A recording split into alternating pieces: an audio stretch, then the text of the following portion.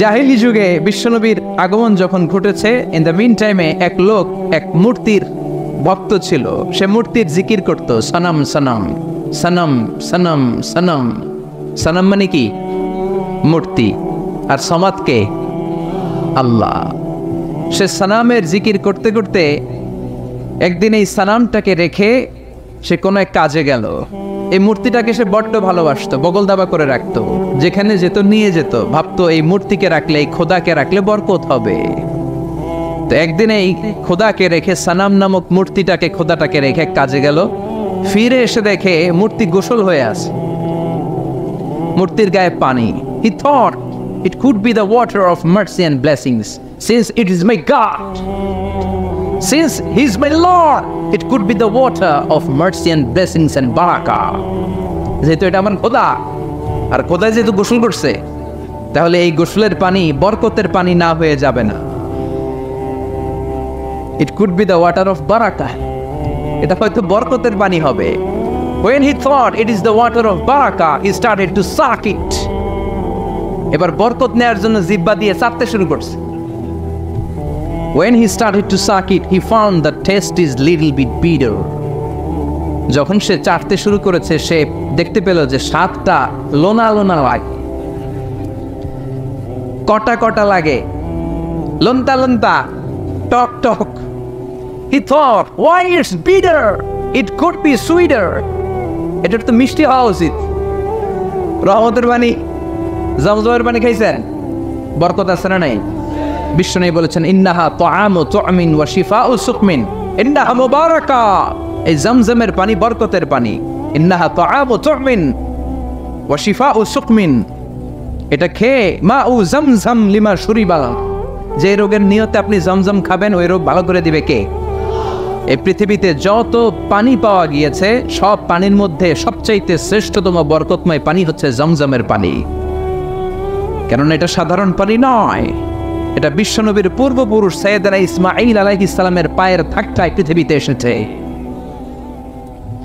এই জমজমের পানিটা এমন পানি, পৃথিবীর সব পানি খেলে শুধু তৃষ্ণা নিবারণ হয়, শুধু তৃষ্ণা। If you are thirsty, you can have the water of Zamzam. আপনার তৃষ্ণা চলে যাবে, পাশাপাশি আপনার ক্ষুধাও চলে যাবে। পৃথিবীতে যত পানি আছে, সব পানি শুধু তৃষ্ণা নিবারণ করে, কিন্তু জমজমের পানি তৃষ্ণা যেমনি নিবারণ করে, পাশাপাশি ক্ষুধাও নিবারণ করে। কোন সুবহানাল্লাহ। এজন্য একটা দুইটা খেজুর আর জমজমের পানি আপনি খেলে সারা দিন সারভাইভ করতে পারবেন। চিল্লায় পড়েন আল্লাহু আকবার। আবার এই জমজমের পানি দিয়ে বিশ্বনবীর সিনা চাক করা হয়েছে। মেরাজের রাতে যখন বিশ্বনবী যাবেন, উম্মে হানির ঘর থেকে বিশ্বনবীকে উঠিয়ে হাতিমে কাবায় রাখা হলো। সাইয়েদনা জিব্রাইল বিশ্বনবীর গলার নিচ থেকে ছিঁড়ে নাভি পর্যন্ত পুরো বুকটাকে ফেড়ে দুই ভাগ করে দিল। বিশ্বনবীর কলবটাকে বের করে এই জমজমের পানি দিয়ে ধৌত করলো। সুবহানাল্লাহ পড়বেন না? আবার লাগিয়ে দিল। এটাকে আরবিতে বলে শাক্কুস সাদা, উর্দুতে বলে সিনা চাক, ইংরেজিতে বলে ওপেন হার্ট সার্জারি। বিশ্বনবীকে যে সমস্ত সাহাবারা তাদের পুরো জীবনে খালি গায়ে দেখেছে, উদম গায়ে, গায়ে জামা নেই, তারা বলেছে আমরা দেখেছি বিশ্বনবীর গলা থেকে নাভি পর্যন্ত কেমন যেন শিলায়ের মতো দাগ দেখা যায়। ওপেন হার্ট সার্জারির প্রমাণ। চিৎকার করে পড়বেন আল্লাহু আকবার। He thought it is the water of mercy and blessings. সে ভাবলো এই মূর্তির গায়ে যেহেতু পানি, আমার খোদার গায়ে পানি, এটা তো রহমতের পানি হবে, কিন্তু টক লাগে কেন, লোনা লাগে কেন? ঘটনা কি? সে ডানে বায়ে তাকাতে লাগলো। ঘটনা কি? কোত্থেকে আসলো এই রহমত? রহমত কোত্থেকে আসলো? ডানে বায়ে তাকায় দেখে হাদিসে এসেছে as-sa'alib, sa'alib, sa'laban, দুইটা খ্যাকশিয়াল। ওয়াজে আমরা বলে থাকি কুকুর, ওয়াজে বলে থাকি কি বোঝানোর জন্য? কুকুর। আসলে দুইটা খ্যাকশিয়াল। দেখলেন যে একটা খ্যাকশিয়ালের ওই জায়গা দিয়ে এখনো পড়তেছে রহমত। খেয়াল করে দেখে যে খ্যাকশিয়াল দুইটা, একটার রহমত এখনো পড়তেছে। এবার তো তার কাছে ক্লিয়ার, সত্য মিথ্যা তার কাছে পরিষ্কার। ফাযাহারাল হক, সত্য তার কাছে পরিষ্কার, তার বুঝতে আর বাকি রইল না এটা মোটেই রহমতের পানি না, এটা গজবের পানি। ঠিক কি না? রেগে গেল, হায় হায়, এতদিন এইটারে ভাবছি খোদা, এখন দেখি হুদা। এতদিন ভেবেছি এটাই আমার রব, এটাই আমারে বাঁচাবে, মৃত্যুর সময় এটাই আমাকে আরাম দিবে, মৃত্যুর পরবর্তী জীবনে এটা আমাকে স্বর্গে পাঠাবে, আমার সারা জীবনের সব জিম্মাদারি এইটাই নেবে। এত আদর করলাম, এত দোয়া করলাম, এত ভালোবাসলাম এইটারে, এত কিছু চাইলাম এইটার কাছে, আজকে একটা খ্যাকশিয়ালের পেশাবের পানি থেকে সে নিজেরে বাঁচাতে পারে নাই, কেমন করে আমারে জাহান্নাম থেকে সে বাঁচাবে? আকল খুলে গেল। আকল খুলে যাওয়ার সাথে সাথে দিয়েছে আসার। ভাঙা মূর্তিটা নিয়ে বিশ্বনবীর দরবারে এসে বলে, ও আব্দুল্লাহর বেটা মুহাম্মদ, এতদিন আমি বুঝি নাই তুমি এতদিন ধরে যেটার দাওয়াত দিয়েছ ওই দাওয়াতই আসল দাওয়াত। ঝিনুকের ভেতর লুকিয়ে থাকে যেমন মতি, ঝিনুকের ভেতর লুকিয়ে থাকে যেমন মতি, কলমা শাহাদাতে আছে আল্লাহর জ্যোতি, কলমা শাহাদাতে আছে আল্লাহর জ্যোতি। পড়েন, ঝিনুকের ভেতর লুকিয়ে থাকে যেমন মতি, ঝিনুকের ভেতর লুকিয়ে থাকে যেমন মতি, কলমা শাহাদাতে আছে আল্লাহর জ্যোতি, কলমা শাহাদাতে আছে আল্লাহর জ্যোতি। আল্লাহু আকবার। আল্লাহর সেই নূরের জ্যোতি তার হৃদয়টাকে উজালা করে দিল। এসে বলে, আব্দুল্লাহর বেটা মুহাম্মদ, এতদিন বুঝি নাই, আজ আমার চোখের পর্দা সরে গিয়েছে, অকার বাতিল আমি ঠায় দিব্যি দাঁড়িয়ে বুঝতে পারছি এই ভাঙা মূর্তির টুকরা আমার কপাল কেমন করে পরিবর্তন করবে। ও তো নিজের এই পেশাব থেকে বাঁচাতে পারে না, আর আমি মূর্তির পূজা করতে চাই না, আমারে পড়িয়ে দাও লা ইলাহা ইল্লাল্লাহু মুহাম্মাদুর রাসূলুল্লাহ সাল্লাল্লাহু আলাইহি ওয়াসাল্লাম। সূরাতুস সামাদ, এটা সামাদের সূরা, যে সামাদ মানুষকে আলোকিত করে, যে সামাদ মানুষকে হেদায়েত দেয়, যে সামাদ মানুষকে পথ দেখায়। চিৎকার করে বলেন ঠিক কিনা? তাহলে তিনটা নাম আমরা জানলাম, এক হচ্ছে সূরাতুত তাওহীদ, দুই হচ্ছে সূরাতুল মারিফা, তিন হচ্ছে সূরাতুস সামাদ। আবার বলেন, এক হচ্ছে সূরাতুল, দুই হচ্ছে সূরাতুল, তিন হচ্ছে সূরাতুস। 100 ভাবে প্রশ্ন করলে 100তে 100 ভাবে। আল্লাহ তুমি কবুল করো। এই সূরাটা অনেক বরকতপূর্ণ সূরা। এই সূরাটা বিষ্ণু ঈসা ইসলাম ফজরের সুন্নাত নামাজ যখন পড়তেন তখন পড়তেন এই সূরাটা। মাগরিবের সুন্নাতে বিষ্ণু ঈসা ইসলাম এই সূরাটা পড়তেন। আবার যারা হজ উমরা করেছেন, তাওয়াফের পরে 2 রাকাত নামাজ পড়া সুন্নাহ, ওই 2 রাকাত নামাজের দ্বিতীয় রাকাতে বিষ্ণুনবী এই সূরাটা পড়তেন। তাওয়াফ করতে হয় না, একটা ঘর আছে, ওয়ালিয়াতাওয়াফু বিল বাইতিল আতিক। আল্লাহ বলেন, আমার এই প্রাচীন ঘরটার চারদিক দিয়ে তাওয়াফ করো, সব নবীরা করেছে, তোমরাও করো। সুবহানাল্লাহ। ওইটা হচ্ছে মাসাবাতান লিন-নাসি ওয়া আমনা, গোটা বিশ্বের মানব মণ্ডলীর মিলন কেন্দ্র। লক্ষ লক্ষ মানুষ ওই ঘরটাকে কেন্দ্র করে মিলিত হয়। আজান যখন হয়, আল্লাহু আকবার, আল্লাহু আকবার, আল্লাহু আকবার, আল্লাহু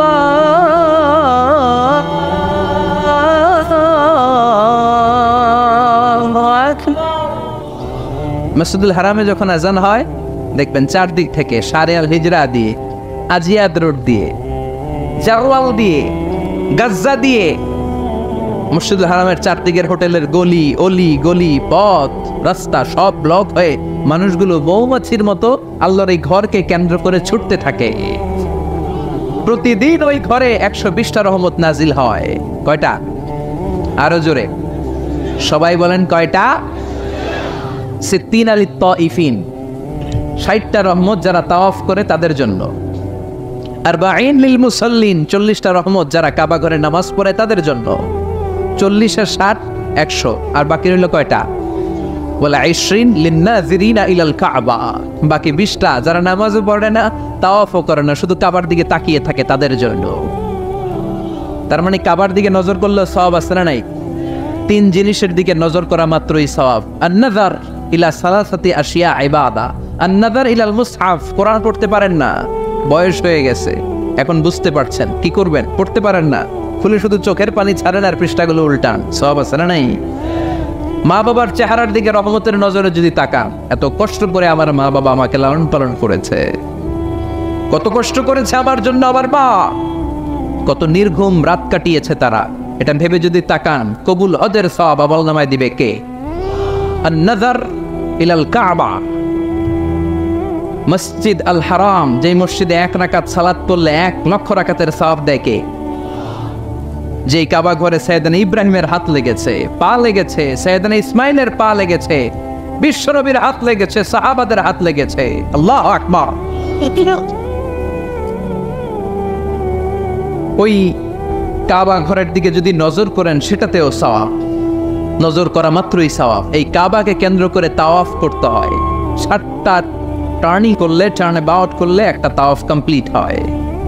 এই তাওয়াফ করার পরে 2 রাকাত নামাজ পড়া সুন্নাহ, বিশ্বনবী পড়তেন। আপনারা যারা উমরা করতে যাবেন পড়বেন, তাওয়াফের পরে 2 রাকাত পড়তে হয়। এই 2 রাকাত সালাতের দ্বিতীয় রাকাতে বিশ্বনবী সূরাতুল ইখলাস পড়তেন, সুবহানাল্লাহ পড়ান। আবার বিতরের সালাতের শেষের রাকাতে পড়তেন, আল্লাহু আকবার। তাহলে আমরা পেলাম ফজরের 2 রাকাত সুন্নতে বিশ্বনবী সূরাতুল ইখলাস পড়তেন, মাগরিবের 2 রাকাত সুন্নতে বিশ্বনবী সূরাতুল ইখলাস পড়তেন। তাওয়াফের পরে যে 2 রাকাত নামাজ পড়তে হয়, তার দ্বিতীয় রাকাতে সূরাতুল ইখলাস পড়তেন। আর বিতরের সালাত, বিতরের নামাজ নিয়ে ঠেলাঠেলি, অনেকগুলো পদ্ধতি আছে। 2 রাকাত করে পরে শেষে 1 রাকাত পড়বেন। কানাত রাসূলুল্লাহ ক্বাবলার রুকু বা'দার রুকু, রুকুর আগেও কুনুত করতেন, পরেও করতেন। আবার 3 রাকাত এক বৈঠকে পড়বেন, শুধু শেষবার বসবেন, 2 রাকাতের পরে বসবেন না, এভাবেও বিশ্বনবী পড়তেন। আর আমরা হানাফিরা যেটা পড়ি, এটার আম দলিল আছে, খাস দলিল নাই। বিশ্বনবী 3 রাকাত বেতরের সালাত করেছেন, তবে মাগরিবের মতো পড়তে নিষেধ করেছেন। আমরা মাগরিবের মতো পড়ি না, আমরা আবার 3 রাকাত পরে আল্লাহু আকবার বলে হাত বাঁধি, ঠিক কিনা? মাগরিবের নামাজে হাত বাঁধা আছে। আমরা আল্লাহুম্মা ইন্না নাস্তাঈনুক ওয়া নাস্তাগফিরুক এই দোয়া পড়ি, মাগরিবে এই দোয়া আছে। হানাফিরা এই হাদিসের আলোকে আম দলিল নিয়েছেন যে 3 রাকাত আমরা যেভাবে পড়ি, মাগরিব থেকে একটু টুইস্ট করে আলাদা, এভাবেও পড়া যাবে। এই মৌলিক 3টা পদ্ধতির যেটা দিয়ে মনে চায় সেটা দিয়ে পড়েন, কিন্তু বিভ্রান্তি সৃষ্টি করা যাবে না। আমরা কেউ তাবলিগ করি, আমরা কেউ জামাত ইসলাম করি, আমরা কেউ চরমনায়ের পীরের মুরিদ, আমরা কেউ বিভিন্ন দলের সাথে জড়িত, আমরা কেউ হেফাজতে ইসলাম, আমরা কেউ কৌমি, কেউ আলিয়া, কিন্তু আমাদের মুসলমানদের মধ্যে, আমাদের দাড়িওয়ালাদের মধ্যে, আমাদের টুপিওয়ালাদের মধ্যে আছে 100 বছরের ঐক্য এই ভূখণ্ডে। চিল্লায় বলেন ঠিক কিনা? এজন্য দাওয়াতের নামে, সহিহ হাদিসের নামে, ইসলামের নামে এই দেশের ঐক্য আপনারা নষ্ট করবেন না। এই ঐক্য নষ্ট করার কোনো অধিকার আপনাদের নাই, চিৎকার করে বলেন ঠিক কিনা? ইসলাম মানতে হলে সহিহ সুন্নাহর আলোকেই মানতে হবে, সহিহ কথার আলোকেই মানতে হবে। But your approach should be very flexible. আপনার অ্যাপ্রোচটা এমন অ্যাপ্রোচ হতে হবে যাতে করে মানুষ আপনার কথা বুঝে, মানুষ এটা সহজে রিসিভ করতে পারে। যিনি মুফতি, he can provide the legal opinion of Islam, সে ইসলামের ফতুয়া দিয়ে বেড়াবে। তার ফতুয়া একটা কমন জিনিস যেটা থাকতে হবে, আজকে মনে রাখবেন, সেটা হচ্ছে আত-তাইসির। আমার সাথে সাথে বলেন, সেটা কি? আত-তাইসির মানে সিম্পলিসিটি। সিম্পলিসিটি মানে সহজীকরণ। ইসলামের যত আহকাম, যত নিয়ম কানুন, যত কোডিং সিস্টেম, যত রুলিং সিস্টেম, যত লিগাল অপিনিয়ন, সবগুলো আমাদের মানতে বুঝতে সহজ হবে, আমাদের জন্য কঠিন হবে না। তাই কঠিন ইসলাম এই ভূখণ্ডে প্রচার করার আপনাদের দরকার নাই। আমরা খুব ভালো করে ইসলামকে মানতে জানি, এবং সেটা সহিহ সুন্নাহর আলোকে চিৎকার করে বলেন ঠিক কিনা? 100 বছরের ঐক্য আমরা নষ্ট হতে দেব না। দাড়িওয়ালাদের মধ্যে, টুপিওয়ালাদের মধ্যে এদেশে ঐক্য আছে না নাই? আছে না নাই? এই ঐক্যকে সংরক্ষণ করার দরকার আছে না নাই? আল্লাহ তুমি আমাদেরকে সহিহ সমঝ দান করো। আমরা পড়ি আমিন, আরো জোরে পড়েন আমিন। তাহলে বিষ্ণু ঈসা ইসলাম বিতিরের সালাতের শেষ রাকাতে পড়তেন, মনে আছে না ভুলে গেছেন? আপনাদের মনোযোগ আছে? একটু ঝিমায় পড়ছেন মনে হয়, ঝিমায় পড়ছেন। তাকবীর দেয়া যাবে? জোরে না আসতে? কত জোরে? যত জোরে দেন লিল্লাহি তাকবীর, লিল্লাহি তাকবীর, লিল্লাহি তাকবীর। বিশ্বনবী এই সূরাটাকে বলেছেন সুলুসুল কোরআন, 1/3 অফ দ্য বুক। কি বলেছেন? সুলুসুল কোরআন, 1/3 অফ দ্য বুক। এই সূরা একবার পড়লে 10 পারার সওয়াব আমলনামায় দিবে কে? 2 বার পড়লে 20 পারার সওয়াব দিবে কে? 3 বার তেলাওয়াত করলে পুরো কোরআন খতমের সওয়াব দিবে কে? অনেক ব্যাখ্যাকারীরা বলেছেন না, সুলুসুল কোরআন দ্বারা এটা বোঝানো হয়নি যে একবার পড়লে 10 পারা। সুলুসুল কোরআন দিয়ে যেটা বোঝানো হয়েছে সেটা হচ্ছে পুরো কোরআনের 30 পারার কথাগুলোকে যদি সংক্ষিপ্ত করা হয় তাহলে 3টা কথা দাঁড়ায়। পুরো কোরআনটাকে যদি আমাকে বলেন মিজানুর রহমান আজহারি ভাই আপনি কনসাইজ করে প্রেসাইজ করে 3 শব্দে বলেন যে কোরআন আসলে আমাদেরকে কি মেসেজ দিতে চায়, তখন 3টা কথা বলতে হবে। 1 নাম্বার হচ্ছে তাওহীদ, 2 নাম্বার হচ্ছে রিসালাত, 3 নাম্বার হচ্ছে আখিরাত। আমার সাথে সাথে বলেন, 1 নাম্বার হচ্ছে তাওহীদ, 2 নাম্বার, 3 নাম্বার, আবার 1 নাম্বার, 2 নাম্বার, 3 নাম্বার। পুরো কোরআনে এই 3টা কথাই কইছে আল্লাহ। সুবহানাল্লাহ পড়ে। তাওহীদের কথা আল্লাহ বলেছে, রিসালাতের কথা বলেছে, পরজগতের কথা, আখিরাতের কথা বলেছে। তো যেহেতু এই সূরাটা তাওহীদের ব্যাপারে আলোচনা করেছে, তার মানে কোরআনের 3 ভাগের 1 ভাগ এই সূরার ভিতরে আসরা নাই।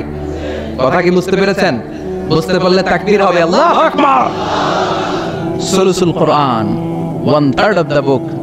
পুরো বুক, পুরো কোরআনকে কনসাইজ করলে 3 ভাগ করলে 1 ভাগ হচ্ছে তাওহীদ। এই তাওহীদের কথা এই সূরার ভিতরে ঢুকিয়ে দিয়েছে কে? আবার বিশ্বনবী কোবা পল্লীতে হিজরত করতে যে কোবা পল্লীতে মসজিদ বানালেন, কোবা পল্লী থেকে মদিনাতে যে মসজিদে নববী বানালেন, কিন্তু কোবা পল্লীর মসজিদের একজন ইমাম নির্ধারণ করে দেয়া দরকার। বিশ্বনবী ওই মসজিদের জন্য একজন ইমাম বানিয়ে দিলেন। বিশ্বনবীর নিয়োগ দেয়া ইমাম কোবা পল্লীতে ইমামতি করে। 3টা নামাজ জাহরি কেরাতে পড়তে হয়, মাগরিবের নামাজ, এশার নামাজ, ফজরের নামাজ। বাকি 2 নামাজে সিররি কেরাত, আওয়াজ নাই, ঠিক কি না? জোহরের আর আসরের সালাতের মধ্যে ইমাম কি আওয়াজ করে কেরাত পড়ে নাকি? শুধু পড়ে মাগরিবে, এশার সালাতে আর ফজরে, ঠিক কি না? তো ইমাম সাহেব নিয়োগ পাওয়ার পরে মাগরিবের সালাতে, এশার সালাতে, ফজরের সালাতে প্রতি রাকাতেই সূরাতুল ফাতিহার পরে যেই সূরাটা দিয়ে তিনি নামাজ শুরু করতেন ওই সূরাটার নাম হলো সূরাতুল ইখলাস। প্রতি রাকাতে, কি আজীব কথা, প্রতি রাকাতে আগে সূরা ফাতিহার পরে আগে সূরাতুল ইখলাস, তারপরে অন্য সূরা। দ্বিতীয় রাকাতে দাঁড়িয়ে ফাতিহার পরে সূরাতুল ইখলাস, তারপরে অন্য সূরা। প্রত্যেক রাকাতে। ও মিয়া, আপনারা ইমাম রাখছেন এই মসজিদে চকরিয়াতে, বদরখালী এলাকার ইমাম সাহেব প্রত্যেক নামাজে সূরা ফাতিহার পরে খালি ইখলাস পড়ে, কুল হুয়াল্লাহ পড়ে। কি করবেন? ইমাম রাখবেন? হ্যাঁ, আজকে ইমামের একদিন কি আমার একদিন, খালি কুল হুয়াল্লাহ। কোবা পল্লীর এলাকার রেগে মেগে, কোবা পল্লীর জনগণ রেগে মেগে বিশ্বনবীর কাছে চলে গিয়েছে, কারণ নিয়োগ তো বাতিল করা যাবে না। এটা বাংলাদেশের সিস্টেমের সভাপতি সেক্রেটারি নিয়োগ করা ইমাম না, এটা বিশ্বনবীর নিয়োগ দেয়া ইমাম। চিৎকার করে বলো ঠিক কি না? নিয়োগ দিয়েছেও বিশ্বনবী, বাতিল করলেও করবে বিশ্বনবী, ঠিক কি না? বিশ্বনবীর দরবারে চলে গিয়েছে, যে বলে ইয়া রাসূলুল্লাহ, ইয়া হাবিবাল্লাহ, সবাই মিলে কষ্ট করে আপনারে নিয়ে মসজিদটা বানালাম, আপনার নিয়োগ দেয়া ইমামকে পেয়ে আমরা খুশি হলাম, কিন্তু ইমাম সাহেব মাগার কুল হুয়াল্লাহ ছাড়া কোনো সূরা পড়ে না, খালি কুল হুয়াল্লাহ, খালি কুল হুয়াল্লাহ। বিশ্বনবী বললেন বিপাকে ঘটনা কি, এত সূরা থাকতে এইটারে পাইছে কেন? বিশ্বনবী বললেন ডেকে পাঠাও। বিশ্বনবী ইমাম সাহেবকে বললেন, আমি তোমাকে নিয়োগ দিয়েছি, তাই নিয়োগ ওরা বাতিল করার ক্ষমতা রাখে না, আমার কাছে এসেছে। আমি তোমার কাছে জানতে চাই ঘটনাটা কি। প্রতি রাকাতে সূরাতুল ফাতিহার পরে অন্য সূরা পড়ার আগে আগে সূরাতুল ইখলাস পড়ো কেন? সাহাবীর সোজা সাপটা উত্তর, ও নবী, এই সূরাটারে আমি বড্ড ভালোবাসি। কেন ভালোবাসো? সাহাবী বলে, ফিহি সিফাতুর রহমান, এই সূরার ভেতরে আমার রহমানের আল্লাহর পরিচয় আছে। এই এই সূরার ভেতরে আল্লাহ সংক্ষেপে এত সুন্দর নিজের পরিচয়টা দিয়েছেন গো নবী। পুরো কোরআনের কোন সূরার মধ্যে কোন আয়াতের মধ্যে আমি এই পরিচয় পাই না। যেহেতু আমার রব রহমানের পরিচয় সুন্দরভাবে এই সূরার মধ্যে আছে, তাই আমি সূরাটাকে ভালোবাসি, প্রতি রাকাতে পড়ি। বিশ্বনবী বললেন, তোমার এই অভ্যাস পরিবর্তনের দরকার নাই। যতদিন থাকবা তুমি ওই মসজিদের ইমাম, যতদিন পড়াবা ইখলাস দিয়ে পড়াবা। এই ইখলাসের প্রতি তোমার ভালোবাসা কিয়ামতের দিন তোমার জান্নাতে ঢুকিয়ে দিবে। মর্যাদা বেশি না কম? সূরাতুল ইখলাস ছোট্ট সূরা, কিন্তু মর্যাদা বেশি না কম? নবম হিজরি বিশ্বনবী চলে গেলেন তাবুকের ময়দানে। বিশ্বনবী স্বয়ং নিজে ব্যাটল ফিল্ডে তলোয়ার নিয়ে লিল্লাহি তাকবীর আল্লাহু আকবার বলে যে ময়দানে, যুদ্ধের ময়দানগুলোতে নিজে লিড দিয়েছেন, এটাকে বলে গাজওয়া। আর যেটাতে নিজে যেতে পারেন নাই, উনার সেনাবাহিনী মিলিটারি আর ব্যাটালিয়ন পাঠিয়েছেন, ওটাকে বলে সারিয়া। এই তাবুক ছিল গাজওয়া মিন গাজওয়াতির রাসূল। তাবুকের ময়দানে গেলেন বিশ্বনবী, আসছে শুই না তাবুকের ময়দান থেকে সব কাফেরের আন্ডা বাচ্চা দৌড়। সুবহানাল্লাহ কইবেন না? বিশ্বনবী বলতেন, নুসিরতু বির-রু'বি মাসিরাতা শাহর। আল্লাহ আমারে 5টা জিনিস দিয়েছে যেটা কোন নবীরে দেয় নাই। 5টা কইতে গেলে আজকের ওয়াজ শেষ, শুধু একটা একটু বলি। 1 নাম্বার হচ্ছে নুসিরতু বির-রু'বি মাসিরাতা শাহর। আমি যে এলাকায় থাকি, আমি যেখানে দাঁড়িয়ে থাকি, আমার ডানে বায়ে সামনে পেছনে 1 মাসের জায়গার রাস্তার মধ্যে যদি কোনো কাফেরের আন্ডা বাচ্চা থাকে, আমার ভয়ে তাদের কলিজা ধপ ধপ ধপ ধপ শুরু হয়ে যায়। বিশ্বনবীর সেনাবাহিনী নিয়ে অ্যাটাক করেছেন তাবুকের ময়দানে। বিশ্বনবীর নাম শুনে সব দৌড়, আইজো দৌড় কাইলো দৌড়। বিশ্বনবী আল্লাহর শুকরিয়া করলেন, যুদ্ধ ছাড়াই বিজয়, না চাই মেঘ না চাইতে বৃষ্টি। সুবহানাল্লাহ পড়ে। বিশ্বনবীর আর যুদ্ধ করা হলো না, তাবুকের ময়দানে দাঁড়িয়ে আছেন। হঠাৎ দেখেন সূর্যের আলো কমতে শুরু করেছে। ঘটনা কি? তাকিয়ে দেখে সাইয়েদনা জিব্রাইল বিশাল ফেরেশতার বহর নিয়ে পৃথিবীর মধ্যে নেমে আসছে। সাইয়েদনা জিব্রাইলের পাখার কারণে সূর্যের আলো স্তমিত হয়েছে। বিশ্বনবী বললেন, ও সাইয়েদনা জিব্রাইল, ঘটনা কি? এত বাহিনী কেন? এত ফেরেশতা কেন? কত ফেরেশতা? সাইয়েদনা জিব্রাইল বলে, 1,40,000 ফেরেশতা। কেন আসলাম? সাইয়েদনা জিব্রাইল বলে, ও নবী, তাবুকের ময়দানে আপনি যুদ্ধ করতে এসেছেন। আপনি কি জানেন ওই মদিনাতে আপনার কলিজার টুকরা সাহাবী মুআবিয়া ইবনে মুআবিয়া আল মুজানি কিছুক্ষণ আগে শেষ নিঃশ্বাস ত্যাগ করেছে গো নবী। আপনার সাহাবী মুআবিয়া ইবনে মুআবিয়া আল মুজানি কিছুক্ষণ আগে শেষ নিঃশ্বাস ত্যাগ করেছে। তিনি তো চলে গিয়েছে গো নবী, তার জন্য কি আপনি গায়েবানা জানাজা পড়বেন না? বিশ্বনবী বললেন, ইন্না লিল্লাহি ওয়া ইন্না ইলাইহি রাজিউন। বিশ্বনবী বললেন, অবশ্যই পড়ব। ও সাহাবারা, তোমাদের ভাই মদিনাতে মুআবিয়া ইবনে মুআবিয়া আল মুজানি মারা গিয়েছে, চলো আমরা জানাজার নামাজ পড়ি। গায়েবানা জানাজা। গায়েবানা জানাজা হলো মাইয়াত সামনে নাই, লাশ সামনে নাই, কফিন বক্স সামনে নাই, সবাই আমরা দাঁড়িয়ে 4টা তাকবীর দিয়ে নামাজ পড়ব, তার জন্য দোয়া করব। এটাও শরীয়তে জায়েজ করে দিয়েছে কে? বিশ্বনবী 4টা তাকবীর দিয়ে জানাজার নামাজ পড়তে দাঁড়ালেন। আর দেখলেন বিশ্বনবী পিছনে তাকিয়ে দেখলেন সাইয়েদনা জিব্রাইল 1,40,000 ফেরেশতাদের কাতার বানাচ্ছে। 2 কাতার ফেরেশতাদের, প্রথম কাতারে 70,000, দ্বিতীয় কাতারে আরো 70,000, 1,40,000 ফেরেশতা সাহাবাদের পেছনেও কাতার।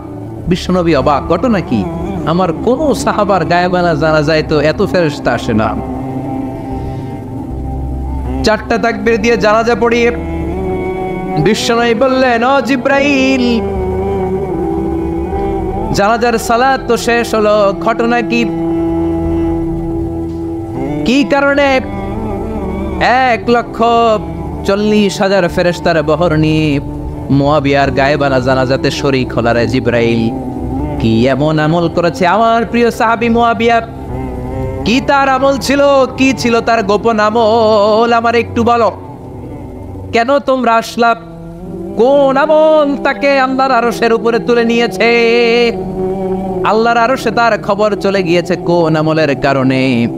সাইয়েদনা জিব্রাইল বলে, নবী গো, আপনার এই প্রাণের সাহাবী মুআবিয়া ইবনে মুআবিয়া আল-মুজানি হাঁটতে বসতে চলতে ফিরতে সব সময় পড়তো কুল হুয়াল্লাহু আহাদ আল্লাহুস সামাদ লাম ইয়ালিদ ওয়া লাম ইউলাদ ওয়া লাম ইয়াকুল লাহু কুফুয়ান আহাদ। পড়েন আল্লাহু আকবার।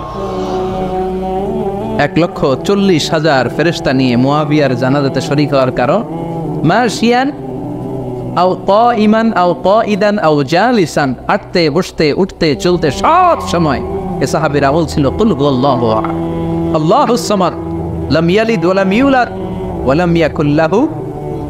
তো এই আমলটা আমাদেরও থাকার দরকার আছে না নাই? সূরা ইখলাসের আমল করতে কি কষ্ট হয়ে যাবে? খুব বেশি সময় লেগে যাবে? আজকে থেকে সূরাতুল ইখলাসের আমল বেশি বেশি করতে রাজি আছেন তো? সবাই রাজি আছেন?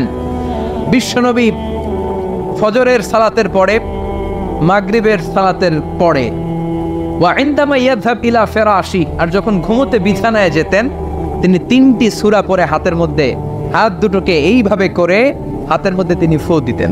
3টি সূরার প্রথমটি হচ্ছে সূরাতুল ইখলাস, যেই সূরার তাফসীর করতে আজকে আমরা বসেছি। সুবহানাল্লাহ পড়ে। সূরাতুল ইখলাস, সূরাতুল ফালাক, সূরাতু আন-নাস। এই 3টা সূরার শুরুতেই যেই শব্দটা আছে, শব্দটা কি? কুল। এজন্য 3টা সূরাকে একসাথে বলে কুল আস-সালাসা, মানে 3 কুল। কি বলে? 3 কুল। কুল আস-সালাসা, 3 কুল।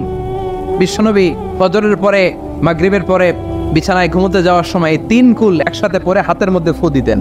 ফু দিয়ে মাথা থেকে পা পর্যন্ত ওই ফু দেওয়া হাতটা সারা শরীরে মেসেজ করে দিতেন। পড়েন সুবহানাল্লাহ। It's a protection, you take protection from your lord. হিংসুকের হিংসা থেকে, ইবলিসের ওয়াসওয়াসা থেকে, ব্ল্যাক ম্যাজিকের পাওয়ার থেকে, জাদু টোনা বান সব কিছু থেকে আপনাকে সারাটা দিন প্রোটেকশন দিবে কে? এজন্য 3 কুলের আমল করতে রাজি আছেন তো? মা আয়েশা এই হাদিসের বর্ণনাকারী, আমি নিজে দেখেছি, মা আয়েশা বলেন আমি নিজে দেখেছি সকালবেলা সন্ধ্যাবেলা ঘুমোতে যখন বিশ্বনবী যেতেন 3টা সূরা পড়ে হাতের মধ্যে ফু দিয়ে সারা দেহের মধ্যে মাসে করতেন। আবার আমি যখন অসুস্থ হয়ে যেতাম বিশ্বনবীরে যে বলতাম, ও নবী আমার শরীরটা ভালো না, শরীরটা বড্ড খারাপ, বিশ্বনবী তখন আমাকেও এই আমলটা করতে বলতেন। চিৎকার করে বলেন সুবহানাল্লাহ। বিশ্বনবী নামাজ পড়ছেন, সিজদায় পড়ে আছেন, হঠাৎ করে লাদাগাতহু আকরাব, একটা বিচ্ছু পোকা এসে বিশ্বনবীর হাতের মধ্যে কামড় দিয়েছে। চকরিয়ায় তো বিচ্ছু নাই না? বিচ্ছুর আপনারা কি কন? হ্যাঁ, বিচ্ছু হতে বিচ্ছু, আচ্ছা বিচ্ছু। এই বিচ্ছু পোকা কামড় দিয়েছে বিশ্বনবীর হাতে, প্রচন্ড ব্যথা পাচ্ছেন বিশ্বনবী। ব্যথার চোটে নামাজ শেষ করে বললেন লাআনাতুল্লাহি আলাল আকরাব, আল্লাহর লানত এই বিচ্ছুর উপর। মুসল্লিও ছিলেন না, নবীও ছিলেন না।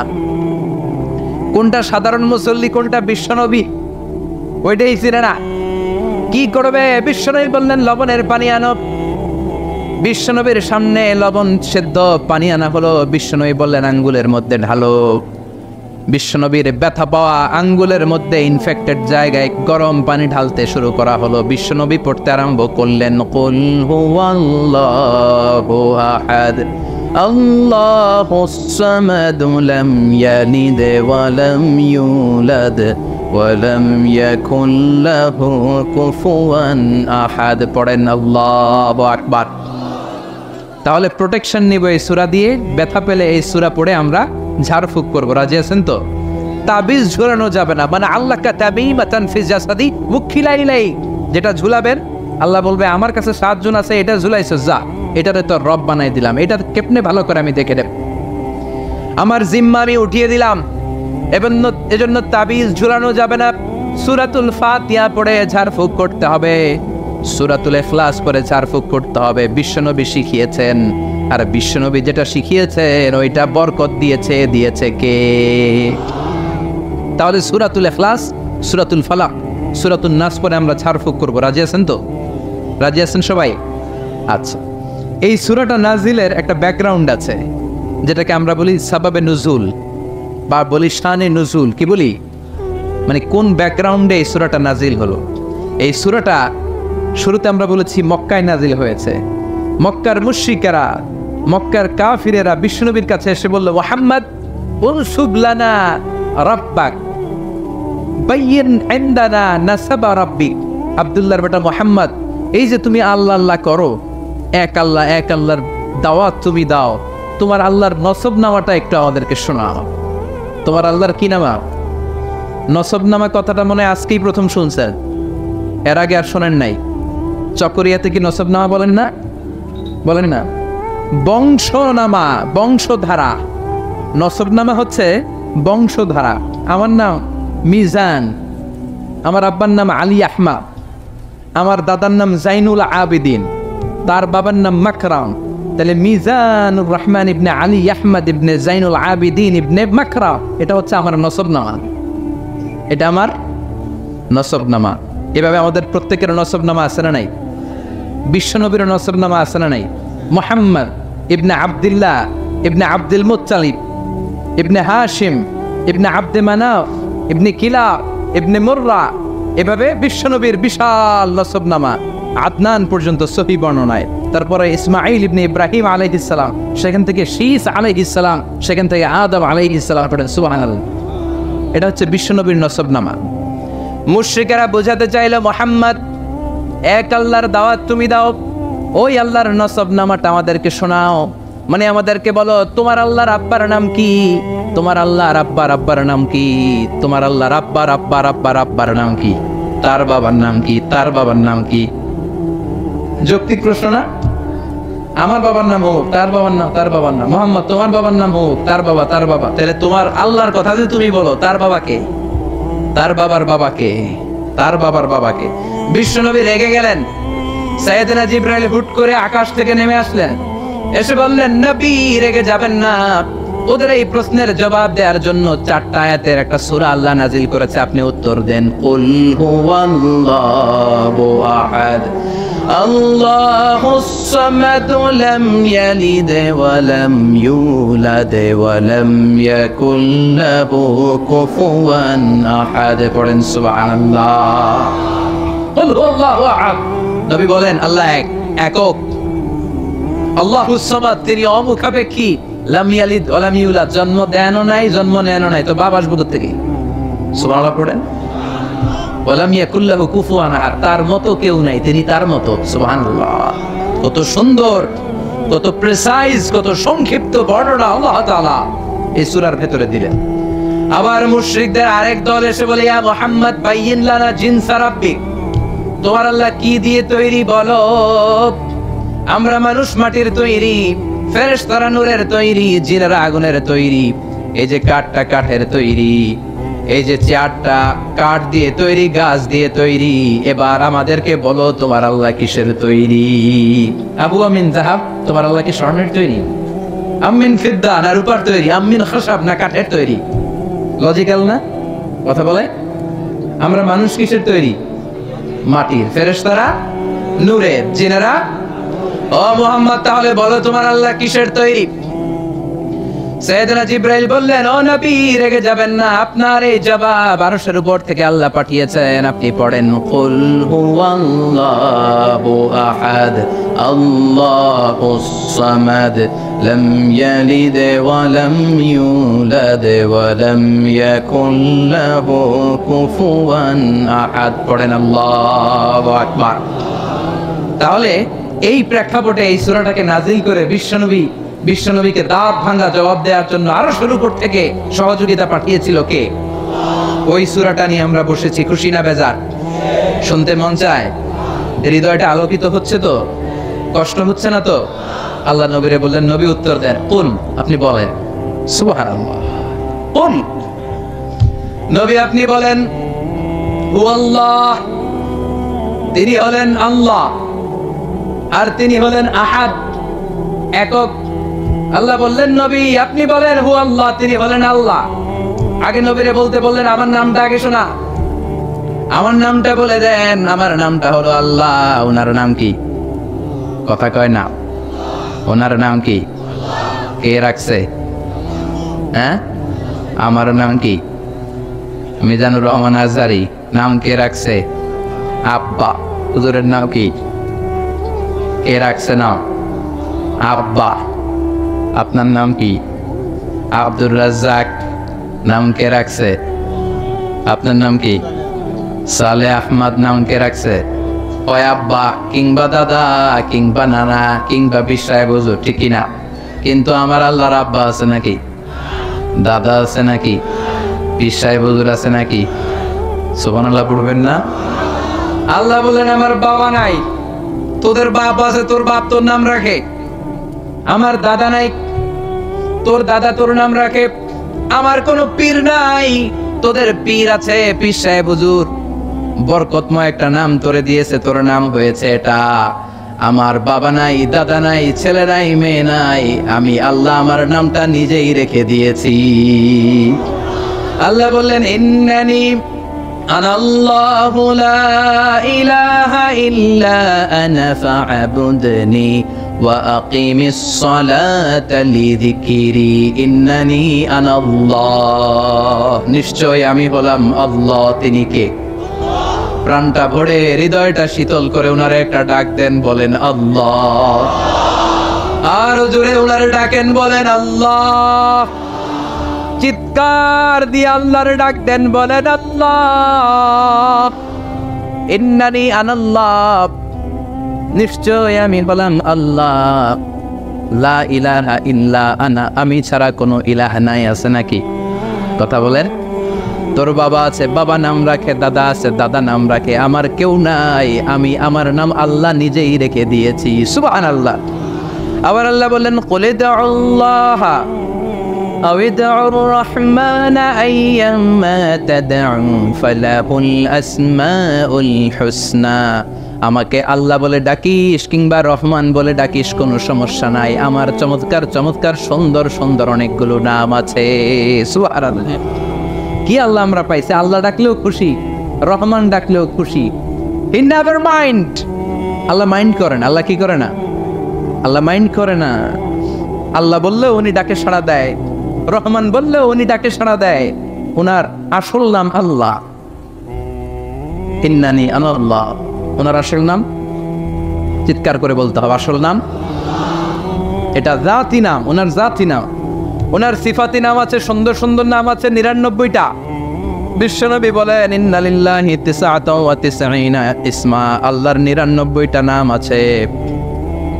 মান আহসাহা দাখালাল জান্নাহ, যে 99টা নামকে মুখস্থ করবে ওই ব্যক্তি এই নামগুলো মুখস্থ করার ফজিলতের কারণে জান্নাতে ঢুকে যাবে।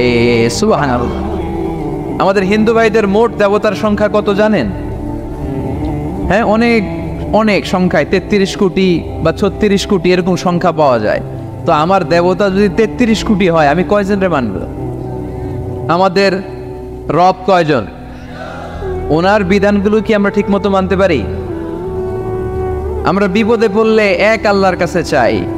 রব আর খালিক যদি একজন না হয়ে দুইজন হয়, তিনজন হয়, ওটা ভালো না একজন হলে ভালো? দুইজন বা তিনজন হইলে মারামারি আছে না নাই? কথা বলেন। এক খোদা বলবে তুমি আজীবন সকালবেলা পূর্ব দিক থেকে সূর্য উঠাইছো, পশ্চিম দিকে ডুবাইছো, কালকে থেকে আমি উল্টা করব, পশ্চিম দিক থেকে উঠবে পূর্ব দিকে।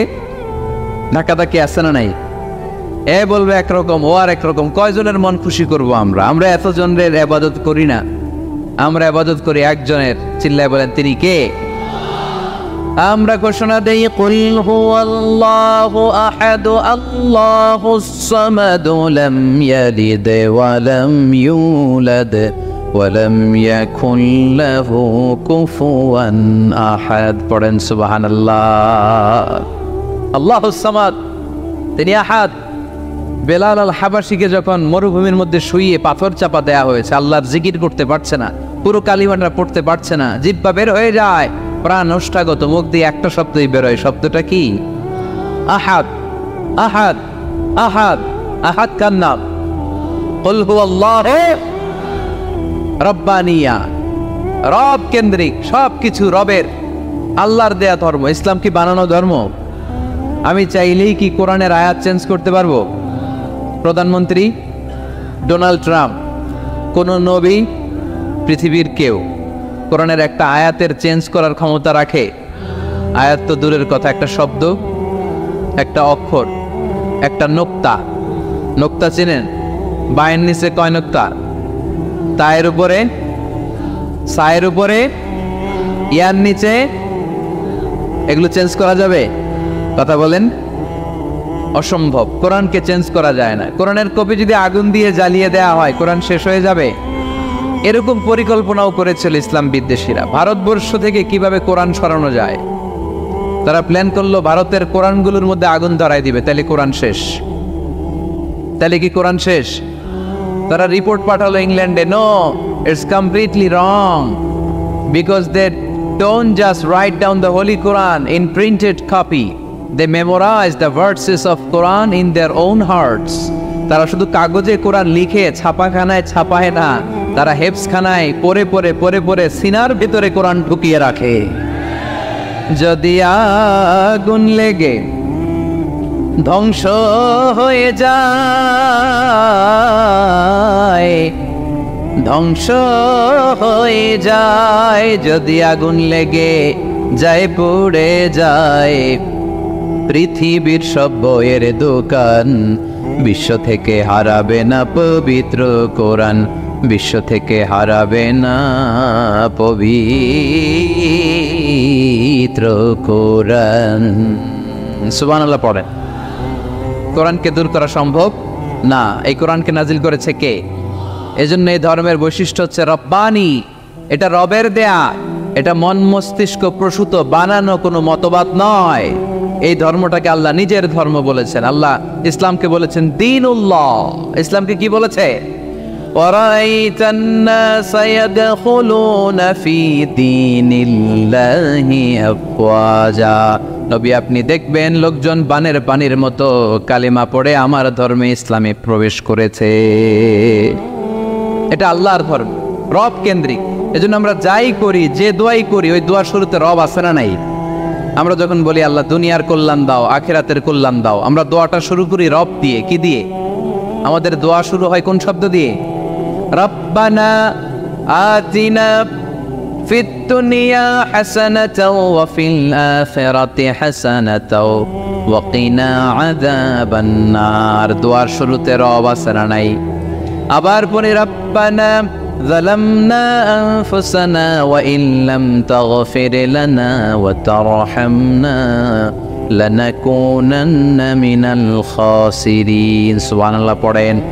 আবার যখন নামাজে রুকু দিতে যাই সেখানেও রব আছে না নাই? সেজদায় রব আছে না নাই? সেজদায় যে কি তাসবিহ পড়েন আপনারা খুলনাই? বুঝলা গেছি। সুবহানা রাব্বিয়াল, রব্বিয়াল, রব আছে না নাই? আবার আল্লাহরে বলি আল্লাহ জ্ঞান বাড়ায় দাও, জ্ঞান বাড়িয়ে দাও, বেশি বেশি জ্ঞান দাও। ওই দোয়ার শুরুতেও রব আছে না নাই? দোয়াটা কি?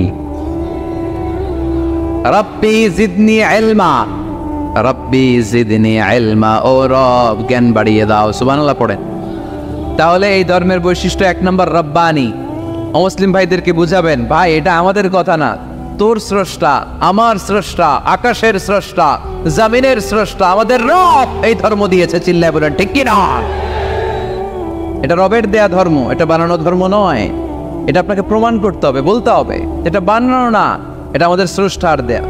এটা হচ্ছে ইসলামের এক নম্বর বৈশিষ্ট্য। ইসলামের দুই নম্বর বৈশিষ্ট্য হচ্ছে আল ইনসানিয়া। সবাই বলেন, আওয়াজ করে বলতে হবে আল ইনসানিয়া, মানে মানবতার ধর্ম, হিউম্যানিটেরিয়ান রিলিজিয়ান। ইসলামের মধ্যে মানবতা আছে না নাই? ইসলাম সবাইকে মানুষ হিসেবে কনসিডার করে। কি হিসেবে? কিন্তু আমরা মানুষের মতো মানুষ হইতে পারলাম না, ঠিক কিনা? এই দুনিয়া এখন তো আর সেই দুনিয়া নাই, মানুষ নামের মানুষ আছে দুনিয়া বোঝাই, সেই মানুষের ভিড়ে আমার আসল মানুষ নাই। সুবহানাল্লাহ পড়ে। আসল মানুষ বানানোর জন্য কোরআন এসেছে। কোরআন পড়লে মানুষের মতো মানুষ হওয়া যায়, ঠিক কিনা? ইসলাম আমাদেরকে মানবতা শিখায়। কি শিখায়? তার প্রমাণ ইসলাম আমাদেরকে বলে মানবতা যখন বিপন্ন তখন তুমি সবাইকে সাহায্য করবে। আপনাদের খুলনায় কখনো বন্যা টন্যা হয়েছে? কবে? বুলবুল, আইলা, খাইলা, জাইলা, সিডর, নার্গিস, মহাসেন, আচ্ছা এগুলো হয়েছে বন্যা। আহা, তো এই বন্যায় যখন মানুষগুলো কষ্ট পায় আমরা তখন ত্রাণ নিয়ে যাই। বন্যার তো এলাকায় মুসলমান বাড়ি কোনগুলো আছে শুধু ওগুলাতে ত্রাণ দেই নাকি? সবাইকে দেই, ঠিক কি না? কারণ আমরা কনসিডার করি দে আর দ্য হিউম্যান বিং, তারা মানুষ, তারা মানুষ, আমরা দুই চোখে মানুষ দেখি। আমরা এখানে ভাগাভাগি করি না, মুসলমান বাড়িতে ত্রাণ দিব হিন্দু বাড়িতে দিব না, এমন করা যাবে? ইসলাম কি ন্যারো মাইন্ডেড? ইসলাম ব্রড মাইন্ডেড। আমরা উদার মনা। কোন নাস্তিককেও যদি দেখি বন্যার পানিতে হাবুডুবু খায় আমার সাহায্যের হাত তার দিকেও যাবে। কোন হিন্দু ভাইকে যদি দেখি না খেয়ে মরে আমার খাবার তার ঘরেও পৌঁছে যাবে। এটাই ইসলাম। আল ইনসানিয়া। এই উঠতেছেন কেন আপনারা? হ্যাঁ উঠছেন কে কে দেখি? পেশাব ধরছে না? আজকে কোনো পেশাব নাই। বসেন বসেন বসেন। আসিক থেকে বসে যাও। ওরে আল্লাহ, অনেক আগ থেকে, আসর থেকে বসা। ও আপনারা পোস্টারে কি আমার কথা আসরের সময় বলছেন? রাত 8টা বলেছিলেন, তা এখন কটা বাজতেছে? 11:13। তাহলে আর 10 মিনিটের মধ্যে শেষ করে দেয় ইনশাআল্লাহ। সারা রাত, সারা রাত তোমরা থাইকো, আমার জায়গা দিয়ে দাও, আমি এদিক দিয়ে চলে যাব। তাকবীর পড়েন তো দেখি, আল্লাহর নামে পড়েন লিল্লাহে তাকবীর। এই আপনাদের গলার জোর।